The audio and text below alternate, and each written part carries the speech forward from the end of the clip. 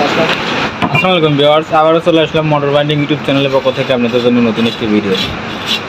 তো আজকের ভিডিওর টপিকটা হচ্ছে খুব সহজ একটা বিষয়, তার পাশেও অনেক কঠিন দেখতে পাচ্ছি।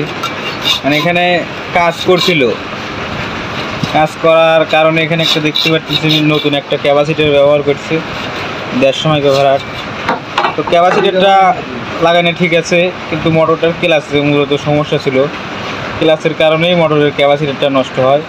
এর পরবর্তীতে যখন ক্যাপাসিটারটা লাগাইছে তার পরবর্তীতে মোটরের কয়েলটা এইভাবে দেখেন চলে গেছে।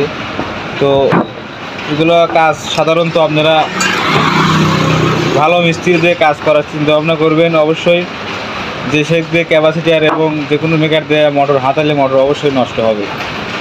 তো এখানে দেখতে পাচ্ছেন রানিং কয়েলটা কি সুন্দর চকচক করতেছে এবং স্টার্টিং কয়েলটা পুরোটাই পুড়ে গেছে।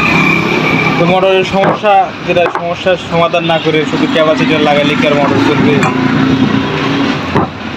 এখানে দেখেন, এখানে ক্লাস, এটা একটা মোটর রোটার, এটা ক্লাসটা এখানে ফিটনেস যেখানে ডিলে হয়ে গেছে, এই কারণেই মোটরটা যখন পুরো আরপিএম ওঠে তখন ক্লাসটা ছাড়ে না। ক্লাস না ছাড়ার কারণেই মোটরের কয়েল এইভাবে ঝুলে যায়। তো এগুলো আপনারা দেখে শুনে কাজ করবেন। অবশ্যই দেখে কাজ করলে মোটর নষ্ট হবে না। এই মোটরটা যে কাজটা দেখতেছি, মোটরটা অনেকটাই কয়েলটা ভালো ছিল, আরও 5-7 বছর চলতো, কিন্তু এগুলো মানে গলা টিপে হত্যা করার মতো কাহিনী এখানে ঘটেছে। তো এরকমই বিষয়। তো সব লোকের মোটর হাতান যাবে না, হাতালে এবার আরও সারার বদলে আরও নষ্ট হবে।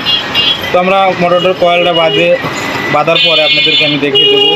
ক্লাস চেঞ্জ করার পরে পরবর্তী ভিডিও আপনারা পাবেন। অবশ্যই আমাদের চ্যানেলের সাথে থাকবেন। আমাদের কাজের কোয়ালিটি কীরকম হয় আপনারা দেখতে পারবেন এবং বুঝতে পারবেন। কাজ যদি ভালো লাগে অবশ্যই আমাদের এখানে কাজ পাঠাবেন, যে কোনো বাংলাদেশে যে কোনো জেলাতে পাঠাতে পারবেন। আমরা কাজ করার পরে কুরিয়ারে আপনাদের মাল পৌঁছে দিতে পারবো। আজকের ভিডিও এখানে শেষ করে দিচ্ছি। আসসালামু আলাইকুম।